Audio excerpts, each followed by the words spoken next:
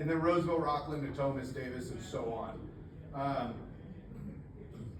2,571 units under construction. So a lot of this construction is hurting some of the inventory because you're getting a lot online. So I'm sure if you own rentals, you're seeing the rents are going down slightly. But this is the percentage by submarket. Surprising, I actually saw Natomas was #1 for like the first time. For the past 7 years I've been doing the forum, it's always Midtown, downtown. But you're seeing a lot in Natomas. I think close to the airport, close to up north.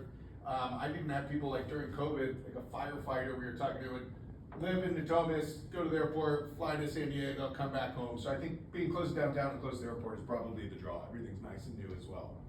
So with all that being said, the new supply is down almost 40% year over year. So roughly 13,000 units were delivered from 2019 to 2024. You kind of see it just kept going up and up. And then over the next 5 years, we're looking at only about 6,000 units coming online.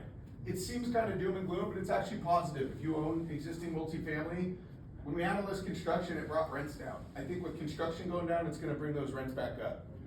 And I'll go over that a little bit when we keep going. So another reason cost of the construction is probably going down, just cost of materials. If you're building ADUs, like I heard a few of you talking about it, materials are up 44% since 2019. I talked to a developer the other day, in the last like 12 to 15 years, his cost of construction has doubled twice. So I think it's gonna continue. You're gonna see construction slow down, but I'm actually seeing from talking to like owners, developers of land, they're trying to buy land now, so hopefully they can build maybe in like 2028. So they're buying land again, but construction is slowing down quite a bit.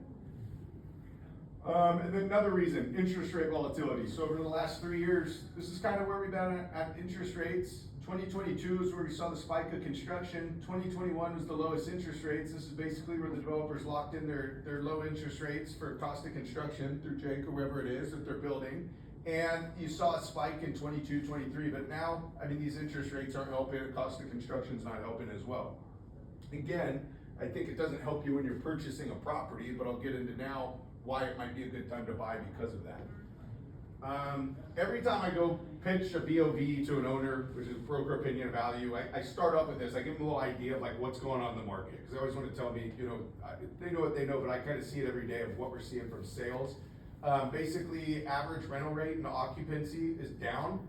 It doesn't look like it from this graph right here, but occupancy slightly down, rental rates are down, and because of that, you know, with interest rates being so high, sales are down as well. It got cut off right here, but sales peaked in kind of 2021, and you can see it's just been going down ever since due to high interest rates, but also a flattening market. Average price per unit's down quite a bit from 2021 as well. But why I saved this for last is, while interest rates are up, rents are down, occupancies are down, cap rates are going up. So we used to sell deals at say like a 4 cap when rates were down. Now we're seeing, because of all this going on, cap rates more like a 6% right now on average, or a 5.9. So what does this mean? I'd say right now is a buyer's market. It's not me just coming here to say, hey, buy, salesy. It's a good time to buy. I tell good friends, like I've always had friends like, oh, I'm waiting for the rates to come down. I'm waiting for it to crash. Well, no, the reality is when there's transactions that slow down, there's less competition. So great time to buy.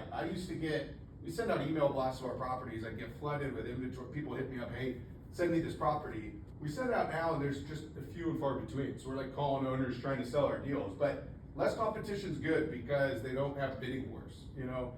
So when prices are down, cap rates are up. So if you buy now, I think you'll see rents start to continue to go up because last 2 years it's been a little depressing on rent increases. But I think with the slowdown in construction, you'll see rents going up.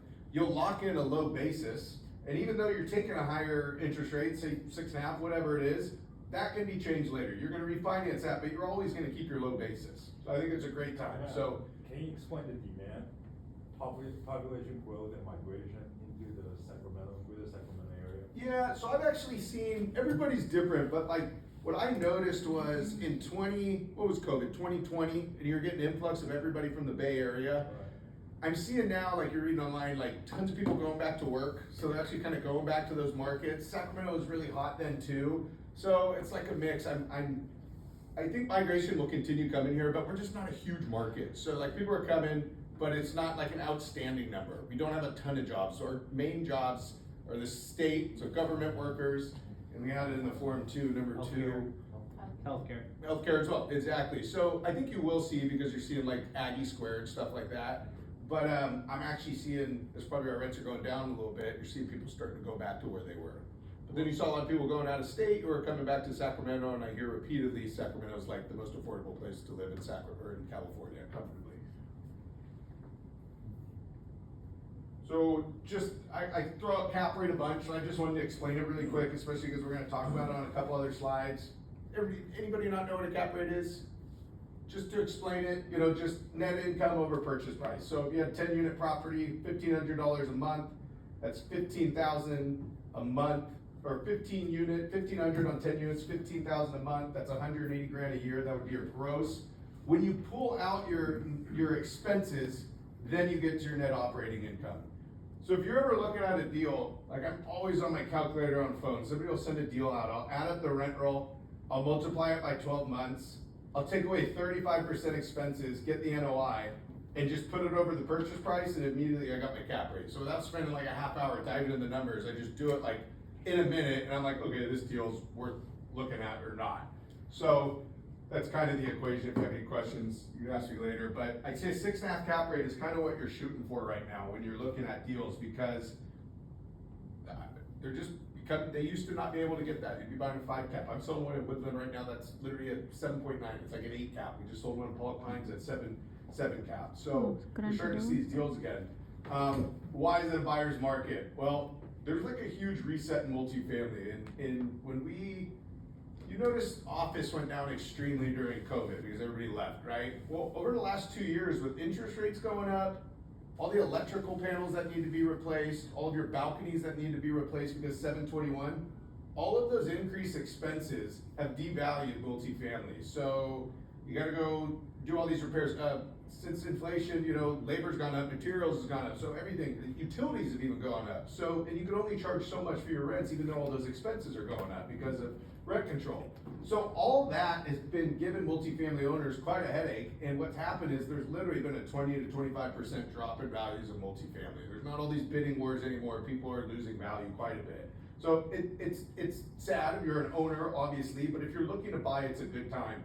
Average cap rates right now about a 6.25. 2 years ago, we were literally selling 4.5, 5 cap deals. So what's happened is, say your interest rate right now is 5.85 and you're buying a 6.25 cap, that's positive leverage.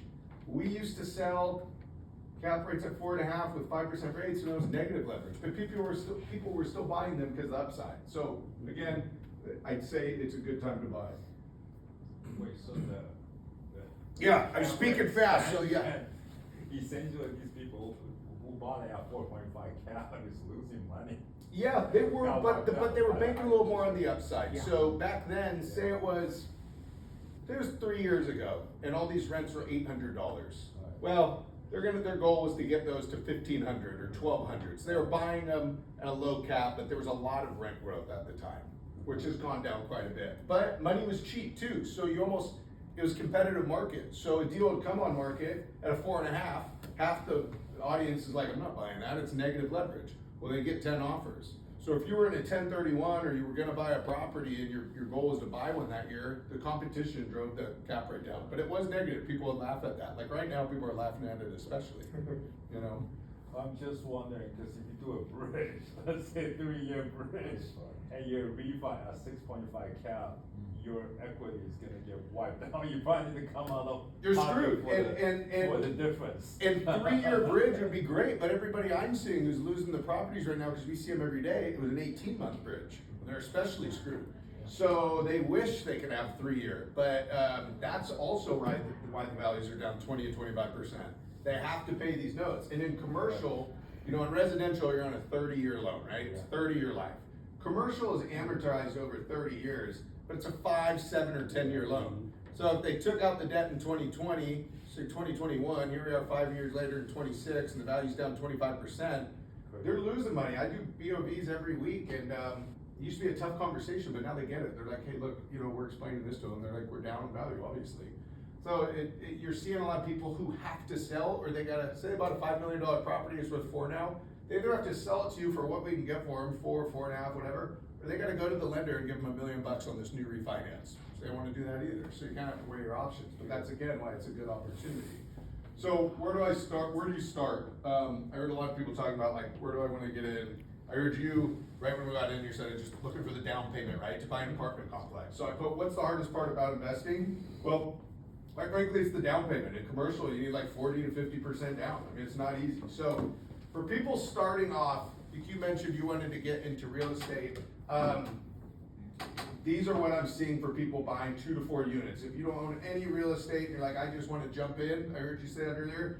If you were a veteran or service member, surviving spouse, 0% down payment. When I get these VA loans sent to me when we're selling a property, I'm like, this is a good buyer, because they're putting 0% down. They're getting in with literally not a nickel.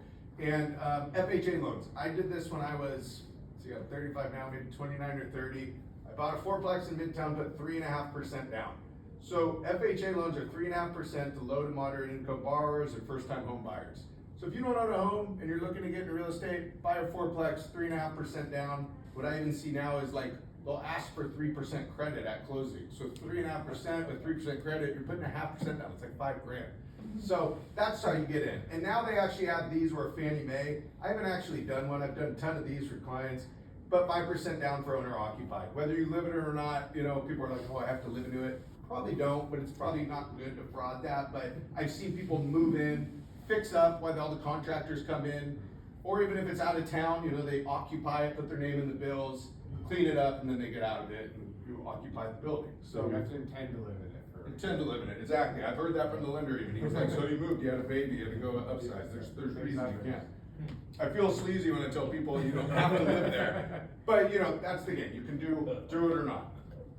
How long do you have to live in one of those that owner occupied before you're allowed to sell it, or is there a time frame? You can sell it, I believe, at any time. They try to avoid you from doing that as a flip. So if you did it once, I wouldn't count on doing it again the next year. But you could, you know, tax advantage wise, you want to wait a year, but you could buy it and flip it. I mean, they're not going to be there you're selling the property. Exactly, you intended to live into it, but you know, life happened, something changed.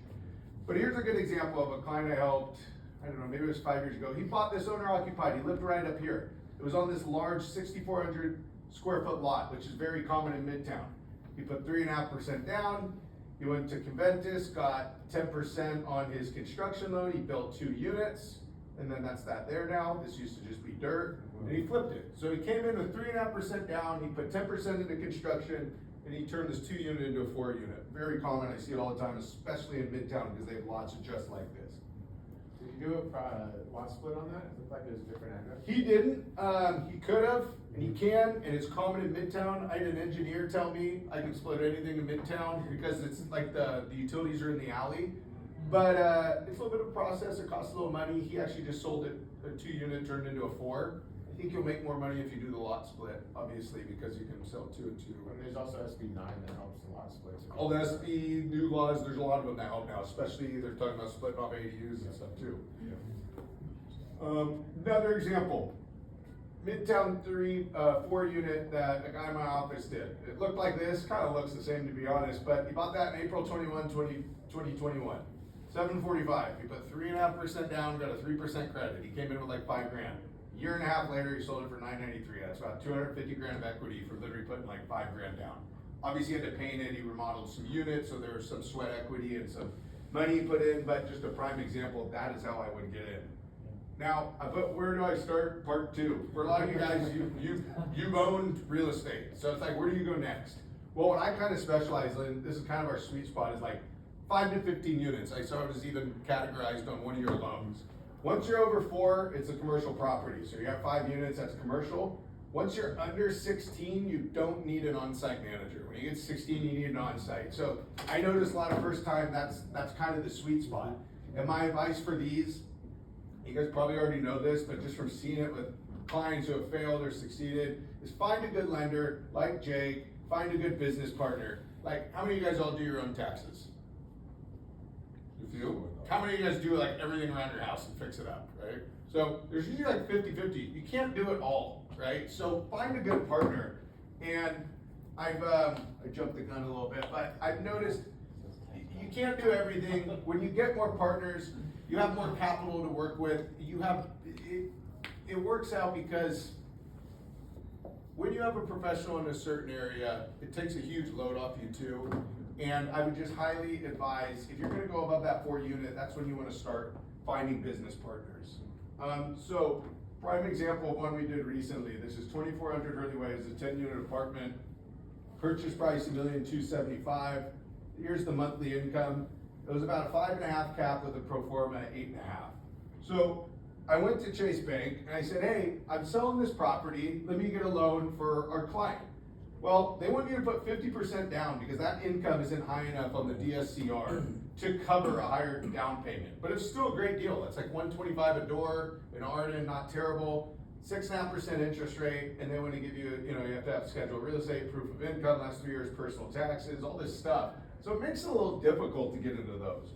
But, and I promise Jake didn't pay me to do this, this is just an example. You go to somebody like Jake, and again, this is how you just kind of build wealth with starting off with low down payment. They give you a 75% loan to value, that's 320 down, then they give you some rehab funds, which you gotta do a portion of that too.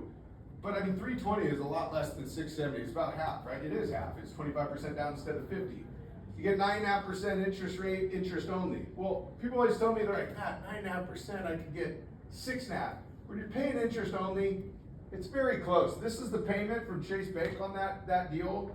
At 50% down, this is if you went to somebody like Jake at Caventus. $3,000 more a month sounds like a lot, but you put $600,000 less down $350 down. So, I mean, if you're getting in and out in a year, what's an extra $3,000 a month? You kind of add that to your just kind of carrying cost, and a lot less paperwork. You don't have to have as big of a track record or have 3 years of income, stuff like that. What's the exit strategy on that? Just force appreciation and then sell it?